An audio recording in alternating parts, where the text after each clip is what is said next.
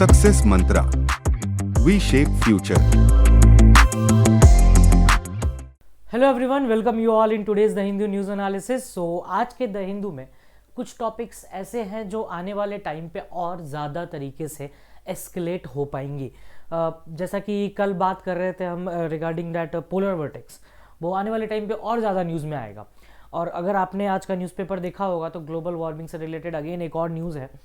तो there are chances कि ये चीज़ें थोड़ी और एस्केलेट हुई और by the end of January और I will say the last week of January तक आपको मल्टीपल टेक्स्ट एंड कॉन्टेक्स्ट पे और वैसे भी एडिटोरियल देखने को मिल जाए जो कि एनवायरनमेंट से रिलेटेड होगा, जो कि आपके एग्जाम में पूछा जाता है।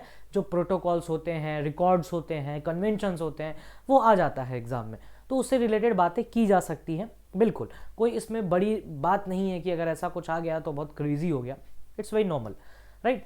तो आज के एनालिसिस में देखेंगे कुछ इंटरनेशनल कॉन्फ्लिक्ट्स अराइज हो रहे हैं और देयर आर चांसेस कि आगे जाके ये और ज़्यादा तरीके से एस्केलेट हो।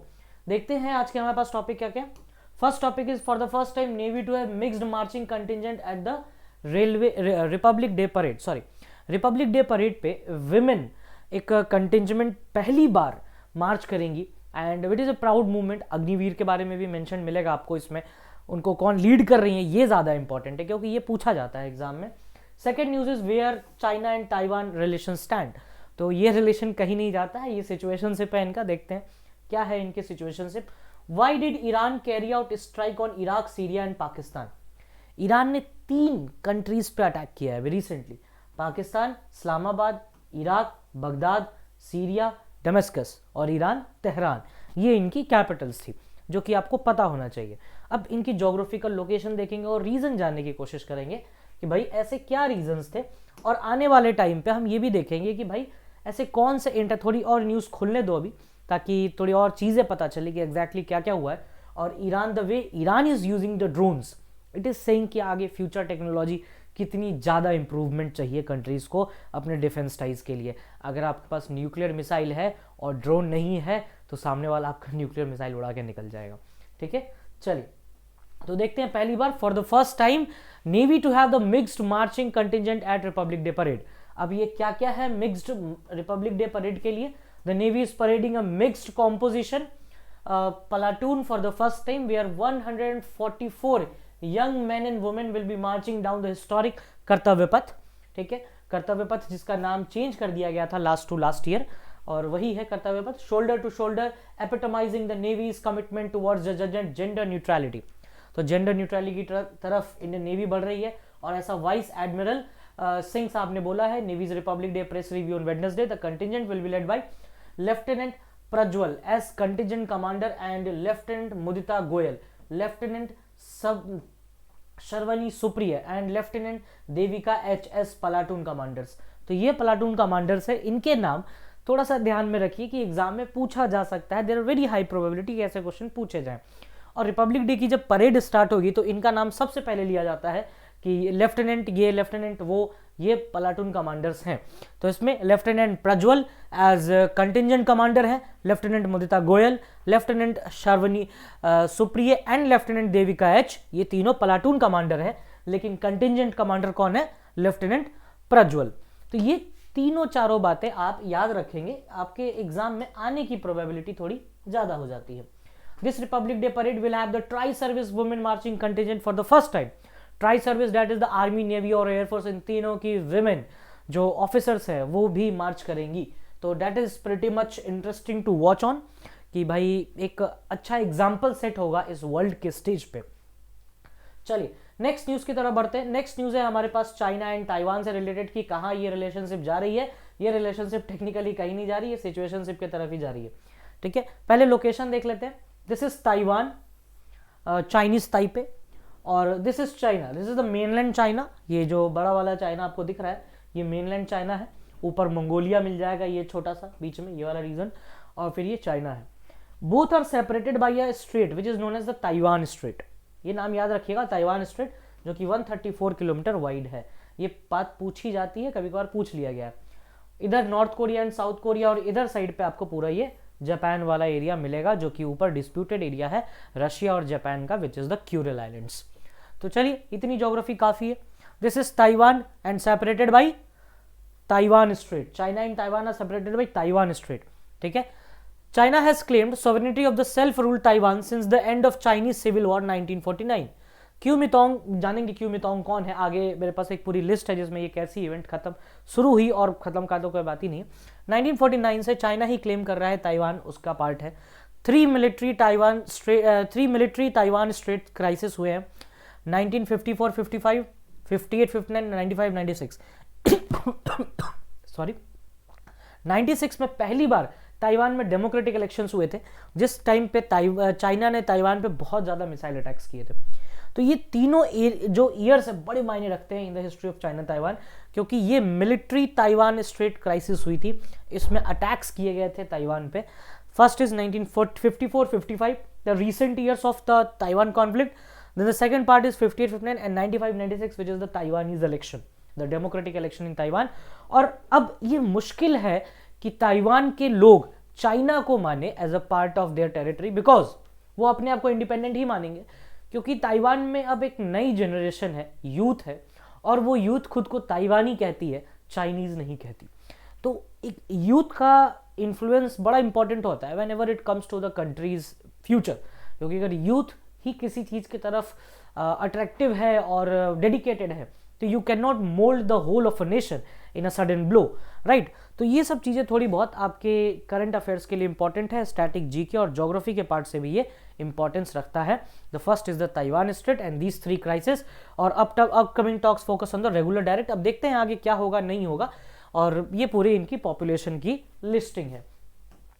चलिए नेक्स्ट देखते हैं क्या है इसमें. एक और मैप, ये फुजियान प्रोविंस है जो सबसे नियरेस्ट प्रोविंस है, जो हमेशा उसके कॉन्फ्लिक्ट में रहता है. This is Taiwan state, this South China Sea, and ऊपर आपका जापान वाला एरिया जिसमें अभी आपको मतलब नहीं है. अच्छा, अभी क्या हुआ है एग्जैक्टली कि नाउरू एक छोटा सा कंट्री है, ओशियाना में एक छोटा सा आइलैंड नेशन है ये.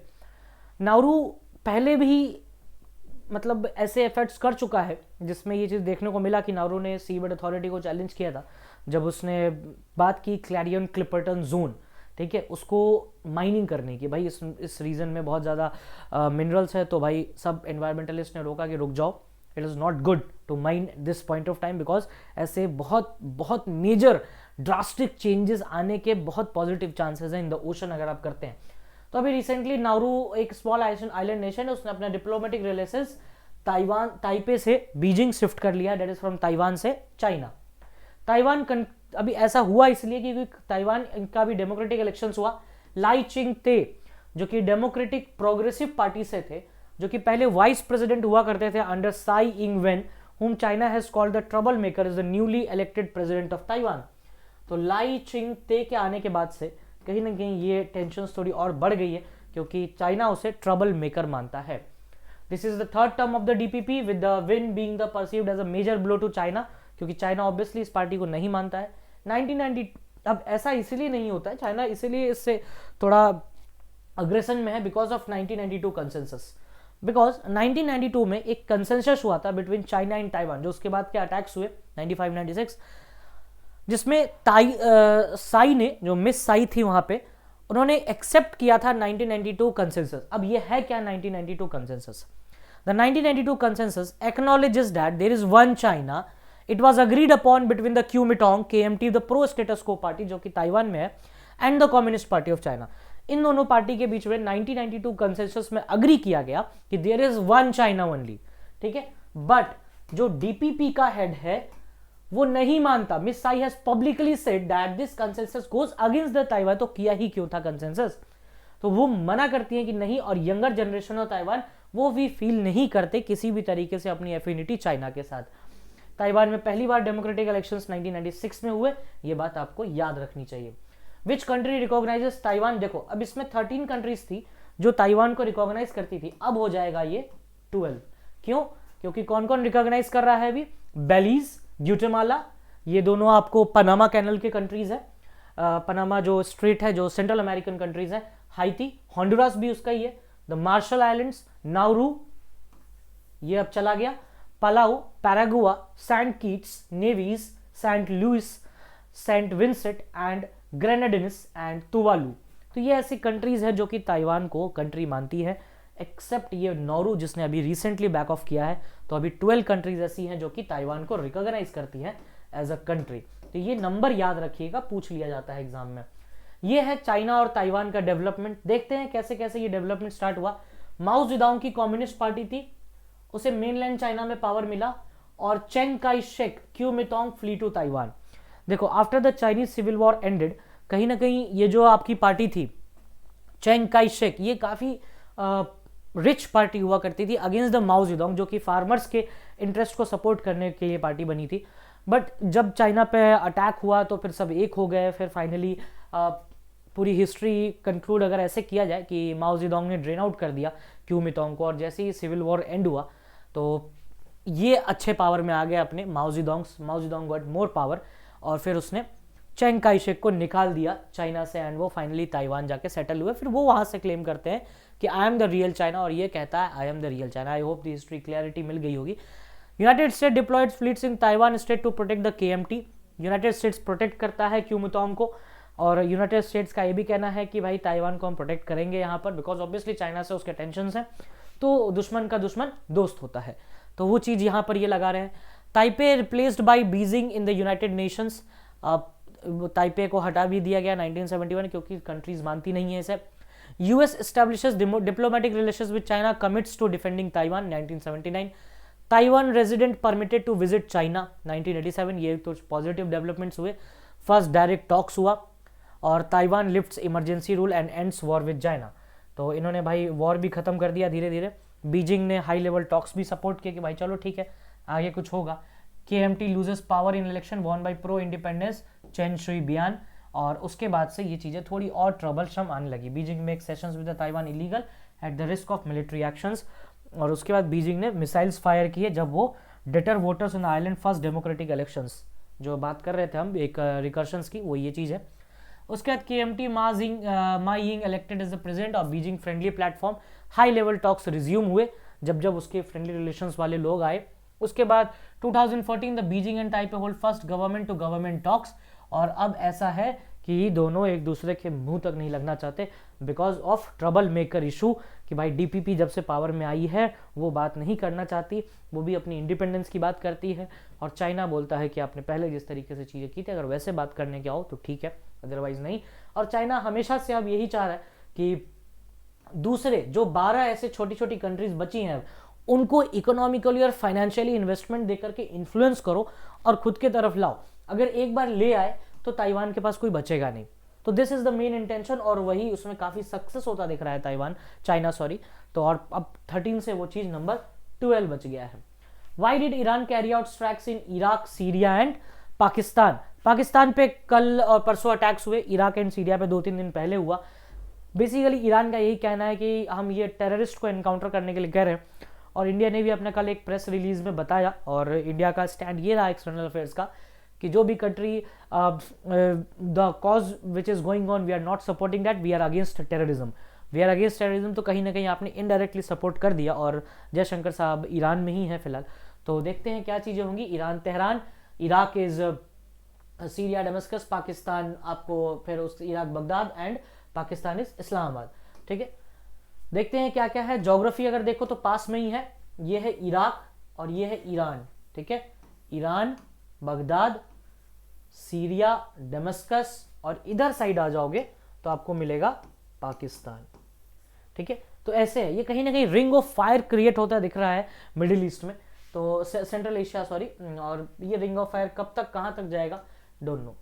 Iran's Islamic Revolution Guard Corps launched the ballistic missile at which it claimed were Israeli spy headquarters in Iraq's Kurdish region, कि ISIS वाला जो रीजन है सीरिया, नॉर्दर्न सीरिया में, वहां पर उन्होंने अटैक किया। 8 एक्सप्लोजन्स हुए हियर इन एरबिल, एक एरिया है कुर्दिश रीजन का वहां पर। 2 bases of Baluchi militants, the Jaish al-Adl in Pakistan were targeted by the missile on Tuesday। जो पाकिस्तान पे अटैक हुआ वो इस बेस पे हुआ था। तो it is pretty much important to learn about the name Jaish al-Adl। The militant group has previously mounted attacks on Iranian security forces and border area with Pakistan। तो पहले की खुन्नस है वो अब निकाली जा रही है, बट कहीं ना कहीं इसमें सिविलियंस को हार्म किया जा रहा है, वो नहीं होना चाहिए। That is kind of genocide जो कि साउथ अफ्रीका अगेंस्ट चल रहा है गाजा में। A search for deterrence in the Red Sea, इस क्वेश्चन को देखिएगा, और कोशिश करिएगा ट्राई करने का। How many members are present in the International Court of Justice? Total 15 members, 9 years का टर्म होता है। Vice president William Lai Shangte will take over the incumbent Tsai Ing wen as defeated Hou Yu ih from the main opposition, which is the main opposition? It is democratic progressive, तो आपका party ही है। The union home minister called the FCR registration which publicly research institute. बताइए, आज के ही newspaper में front page पे है ये टॉपिक। सो आज के लिए ये कुछ टॉपिक्स और कुछ news, and there are some questions also, try to sort it out. Rest कोई भी डाउट हो you can mention the comment section. Thank you, that's all from my side.